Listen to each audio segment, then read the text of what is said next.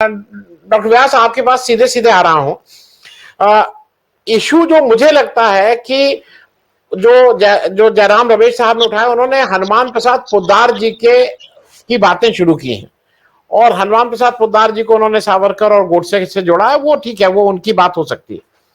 मूल मुद्दा यह है कि गीता प्रेस को इससे जोड़ना में मुझे, क्योंकि जैसे भाई अगर देश आजाद हुआ तो श्यामा प्रसाद मुखर्जी साहब को जवाहरलाल नेहरू ने मंत्री बनाया और वो तो उसी संगठन से आते थे, लेकिन देश बनाने में उनका भी योगदान है। तो अब ये थोड़ी कहा जाएगा कि वो आरएसएस और उसी तरह से हनुमान प्रसाद पोद्दार ने क्या किया उससे हमें क्या लेना देना। हम तो गीता प्रेस को, मैं इसलिए बात कह रहा हूं, गीता प्रेस, मैंने कभी गीता प्रेस को धर्म का प्रचार करते हुए नहीं देखा। लोगों को धार्मिक को लगेगा, मैंने कहीं पे किसी प्रदर्शनी में बहुत से स्टॉल लगे देखे जहां पे दूसरे धर्मों की धर्म ग्रंथ फ्री में उपलब्ध कराए जाते हैं। मैं भी लाया हूं, अपना नाम पता लिखिए और वो धर्म ग्रंथ ले जाइए।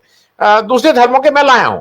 मैंने गीता प्रेस का आज तक स्टॉल नहीं देखा है, नंबर एक। नंबर दो, भाई पिछले 30 साल से तो कहीं ना कहीं भाजपा की सरकार आ ही रही है, जा रही है, जा रही है। बगल में अयोध्या है। आज तक गीता प्रेस को आप एक इंसिडेंट ऐसा बता दीजिए जब गीता प्रेस को किसी भी भाजपा ही नहीं, किसी एमएलए एमपी ने अपनी विधायक निधि से कोई पैसा दिया हो। एक ऐसा इंसिडेंट बता दीजिए जब सरकार यहां कई बार रही है भाजपा की, जब भाजपा की किसी सरकार ने गीता प्रेस को कोई भी एड या ग्रांट दी हो। मैं बातें इसलिए कह रहा हूं कि शायद जयराम रमेश साहब दिल्ली में बैठ के गोरखपुर के ईस्टर्न यूपी के उस साइक को नहीं समझ पा रहे हैं। विरोध हम सब लोग बीजेपी का करते हैं, हम सब लोग, लेकिन जब गोरखपुर में गोरखनाथ मंदिर में जाते हैं तो हम शीश भी नवाते हैं। तो हमारा विरोध योगी जी से है, हमारा विरोध योगी जी जब तक उस भाजपा के मुख्यमंत्री उससे है, लेकिन जब योगी जी गोरखनाथ टेम्पल के उस मठ पे बैठ जाते हैं तो बहुत से लोगों को शीश नवाते हैं। तो मुझे लगता है कि डॉक्टर व्यास, मैं आपसे समझना चाहूंगा कि गीता प्रेस को बिना बात के क्रिटिसाइज करने की कोई जरूरत नहीं थी। और दूसरा यह है कि आप अगर आज प्राइम मिनिस्टर, आप आपके लीडर ऑफ ऑपोजिशन उसके पार्ट थे, भाई आपकी पार्टी के व्यक्ति उसके पार्ट थे, वो एक निर्णय लिया गया है तो उस निर्णय को सम्मानपूर्वक एक्सेप्ट करना चाहिए। डॉक्टर व्यास, मैं एक इनिशियल आपसे ले रहा हूं।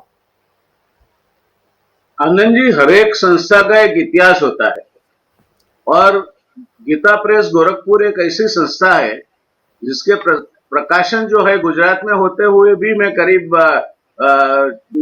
चौथा या पांचवी कक्षा से पढ़ता आया हूँ। आपको शायद जान के ताज्जुब होगा कि उससे प्रेरित होकर मैंने हिंदी में ग्रेजुएशन भी की है। तो ये गीता प्रेस गोरखपुर की प्रेरणा है। भक्त ध्रुव, प्रहलाद जैसी जिस तरह से उसकी छपाई होती थी, जिस तरह से उसकी क्वालिटी होती थी और जो जो कीमतों पे आपको मिलती थी, तो मैं मानता हूं कि ये एक संस्कृति की धरोहर है। इसके साथ कहीं दूर दूर से भी पॉलिटिक्स को नहीं जोड़ना चाहिए। चाहे आप कुछ भी सोचते हो अपने पास रखो। ये जो लोग सोचते हैं वो ठीक सोचते हैं, क्योंकि ये टाइम के टेस्ट पे खरा उतरा है। अब आप क्यों इसको, कहीं भी आपको कोई कंट्रोवर्शियल मुद्दा मिला, क्यों उसको खराब करने के लिए तुले हो। तो मैं मानता हूं कि जितना आदमी बड़ा होता है, जितना सीनियर होता है, उतना उसको समझ के बोलना चाहिए। उसके शब्द का वजन होना चाहिए। आप किसी भी चीज मन में आए बोल दो, कोई अपमानित करे किसी को, इसे शब्द बोल दो, ये आपकी सीनियोरिटी से और आपकी पार्टी की जो फिलोसफी है उससे कहीं मेल नहीं खाते हैं। तो मैं आपसे पूर्णतः सहमत हूँ कि इसमें ये कंट्रोवर्सी में गीता प्रेस गोरखपुर को लाने की कोई जरूरत नहीं है।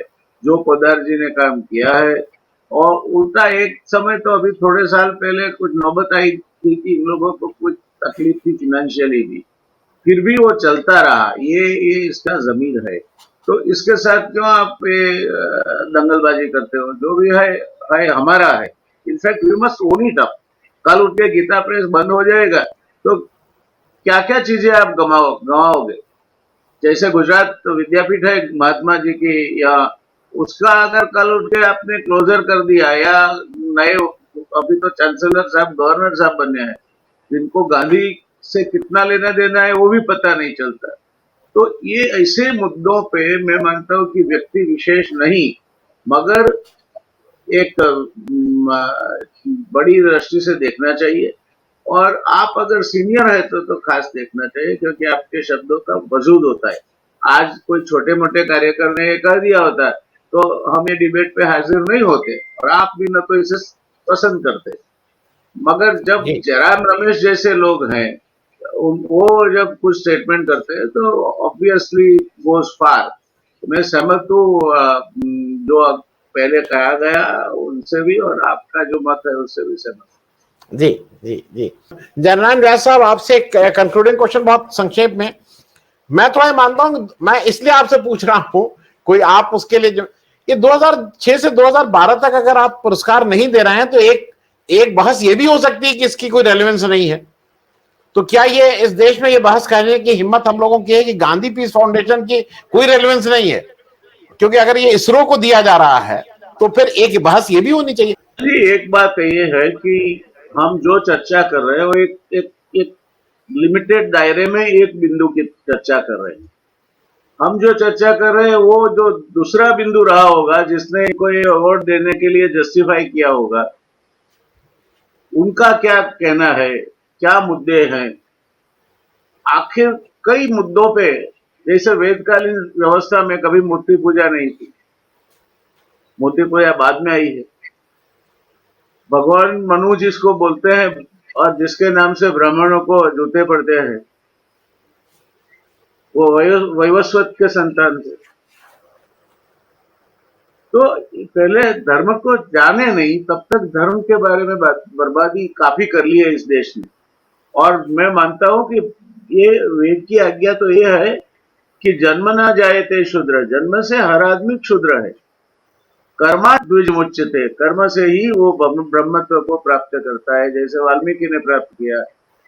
जैसे पहले विश्वामित्र जी राजर्षि कहलाते थे, फिर उन्होंने क्षमा सीखा और उनको ब्रह्मर्षि पद मिला। तो ये जो अच्छी बातें हैं, मूल बातें हैं, वो नहीं देखते हैं। ये डिस्टोर्सेस नहीं ही चलने चाहिए, चाहे कोई भी हो। हर इंसान इंसान है और हर इंसान को इक्वल राइट्स है। मगर है न तो ब्राह्मणों में है, न तो दलितों में है। वहां भी छोटे मोटे चौके सब बना के बैठे, अपनी अपनी मान्यता। वहां हर सबको लीडरशिप करनी। आपको शायद ताज्जुब होगा, हमारे यहाँ गुजरात में 4.5% ब्राह्मण की वस्ती है और 7 ब्रह्म समाज है। क्या बोले आपको? तो ये जब जहां जहां पॉलिटिक्स छू जाता है ना, वहां फिर कुछ भी जायज हो जाता है। तो मैं मानता हूं कि जो विचार यहाँ व्यक्त किए गए काफी मायने रखते हैं। इस तरह का अवार्ड जब देना हो तो एक वाइडर बहस होनी चाहिए, और इसको ध्यान में रखते हुए, फिर उसको मद्देनजर रखते हुए भी ये अगर निर्णय लिया जाए तो शायद ज्यादा स्वीकृत होगा। भारतीय जनता पार्टी का सवाल जहां तक है, वहां इनके लिए तो हर चीज में पॉलिटिक्स कैसे ले आना और अपना फायदा कैसे ढूंढना, ये एकमात्र इनका 1 पॉइंट प्रोग्राम है। कांग्रेस का तो 20 पॉइंट था, इनका 1 पॉइंट प्रोग्राम है। कुर्सी पकड़ो, कुर्सी पे बैठे रहो, कुर्सी से हिलो नहीं। जब तक कुर्सी है हम हैं। तो ये जो भी करते हैं उसमें कोई राजनीति के अलावा कुछ होता नहीं। नॉर्मंडी बीच बैटल करके एक फिल्म आई थी, उसमें वो पैराशूटर्स के पुतले विंड से कितने डिस्टर्ब होते देखने के लिए डालते थे, तो जर्मन सैनिक उसकी खिल्ली उड़ा रहे थे। तब उनके कमांडर ने कहा कि हंसो मत, nothing happens in the war without any reason. So ये आज के हमारे जो पॉलिटिशियंस की जो थिंकिंग है, मैं किसी एक पार्टी को भी उसके लिए जिम्मेवार नहीं गिनूंगा। और दूसरी बात डिसिप्लिन की है। आप अगर सीनियर हो, पार्टी फॉरम में बात कर लो कि मेरा ये व्यू है, मैं ये view on such A controversial issue और सच ए वेल डिस्कस्ड इशू, आप क्यों अपना मुंह खोलते हो? जब तक पार्टी फोरम में चर्चा ना हो जाए, इतनी तो आजादी ना हो कि जो आजादी से नुकसान। तो जी ये सीनियर लीडरों को भी ये समझना चाहिए कि उनके वो जब बोलते हैं तब जयराम रमेश नहीं है, वो कांग्रेस के लीडर है। और इनके नहीं तो कह देना चाहिए कि भाई this I am making a statement on my personal behalf, it has nothing to do with my party views. वो भी नहीं कहना है आपको, पार्टी का सिक्का भी लेना है। और अक्सर ये इस तरह के लीडर्स, एक पार्टी का प्रेरोगेटिव नहीं है, कई पार्टी में होता है कि ये लोग पार्टी के लिए नुकसान करने वाले साबित होते हैं। ठीक। तो मैं मानता हूँ कि काफी बड़ा विषय है, आपने इसको छेड़ा है। और ये 1 घंटे की डिस्कशन में तो मैं मानता हूँ कि जहाँ तक हम पहुंचे वो ही अच्छा है, मेरे लिए तो ज्ञान बढ़ा है इसमें। मगर अच्छी बात है कि वो चर्चा में है। और ऐसे अवार्ड ऐसे नहीं देने चाहिए, कोई भी, आप पद्मश्री पद्म विभूषण कुछ भी देते हो, क्यों ना आप एक पब्लिक वोटिंग कर देते हो कि ये साल के हमें 100 पब्लिक पद्म विभूषण चुनने हैं, ये 200 नाम है, आपका या तो कोई एक्स्ट्रा नाम है तो वो लगाओ, नहीं तो आप इसमें से टिक करो।